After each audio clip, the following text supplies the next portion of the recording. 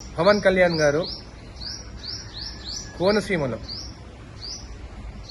చెట్లు చచ్చిపోయినాయి తెలంగాణ వాళ్ళ దిష్టి వల్లనే అని చెప్పడం జరిగింది. ఇంకా అది కూడా కాకుండా కోనసీమ వల్లనే తెలంగాణ వచ్చింది, డివైడ్ అయిందని కూడా చెప్పడం జరిగింది.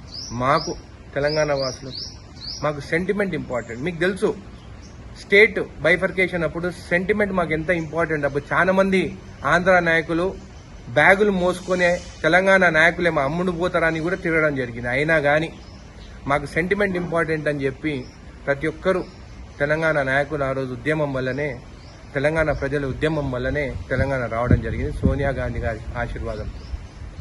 నేను మొన్న చెప్పడం జరిగింది క్షమాపణ చెప్పాలని చెప్పి, కానీ ఈ రోజు వరకు అసలు స్పందించడం కూడా లేదు పవన్ కళ్యాణ్ గారు.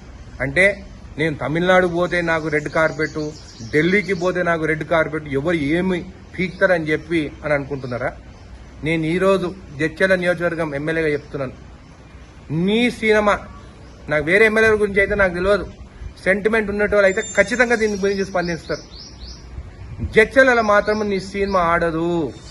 నేను జడ్చర్ల ప్రజలకు కూడా చెప్తున్నాను, మొన్న కూడా చెప్పినాను, నేను కూడా పవన్ కళ్యాణ్ ఫ్యాన్ అని చెప్పి, కానీ నాకు sentiment important, Telangana sentiment important. నాకు జడ్చర్ల యువకులకు కూడా చెప్తున్నాను, మనని నరదిష్టి అని రాక్షసులతో పోల్చడం మాత్రము కరెక్ట్ కాదు.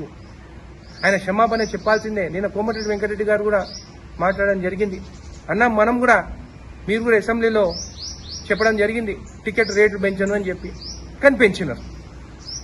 అందుకే చునకంగా చూస్తున్నారు వాళ్ళు, ఆంధ్ర వాళ్ళు మన పైన. మీరు నిన్న చెప్పినట్టు టికెట్ రేట్లు పెంచొద్దు. యాజ్ అ సినిమాటోగ్రఫీ మినిస్టర్గా నేను రిక్వెస్ట్ చేస్తున్నాను మిమ్మల్ని. మొన్న సీఎం రేవంత్ రెడ్డి గారు చెప్పినారు జూబ్లీహిల్స్ ఎలక్షన్లో రేటు పెంచాలంటే 20% కార్మికులకి వాళ్ళకందరికీ ఆ ప్రాఫిట్ షేరింగ్ చేయాలని చెప్పేసి ఖచ్చితంగా ఆ జియో రిలీజ్ చేయండి. ముందు సినిమా మాత్రం పవన్ కళ్యాణ్ సినిమా మాత్రము నా జడ్చర్లలో ఆడదు. తెలంగాణ ప్రజలకి క్షమాపణ చెప్పాల్సిందే. వేరే ఎమ్మెల్యేని కూడా నేను చెప్తున్నాను, ఇది మన సెంటిమెంట్ విషయం. ఇది ఇంత చీప్గా మనం చూస్తే మనం ఊరుకునేది లేదని చెప్పి కూడా మీకు తెలియజేస్తున్నాం. వెంకన్న, మీరు ఇమీడియట్గా డిసిజన్ తీసుకోవాలి. నిన్న మీరు స్పందించిన దానికి మీకు కృతజ్ఞతలు చెప్తున్నాను. అదేవిధంగా మా పీసీసీ ప్రెసిడెంట్కి, మా ఎంపీ చామల కిరణ్ గారికి, మా మినిస్టర్స్కి, వాకిటి శ్రీహరి గారికి, పొన్నం ప్రభాకర్ అన్న గారికి, ఎమ్మెల్సీ బాలమూరి వెంకట్ గారికి, ఖచ్చితంగా ప్రతి కాన్స్టిట్యున్సీలో కూడా ప్రతి ఎమ్మెల్యే కూడా మీరు మన సెంటిమెంట్ కోసము మీరు మాట్లాడాల్సిందిగా నేను కోరుతున్నాను.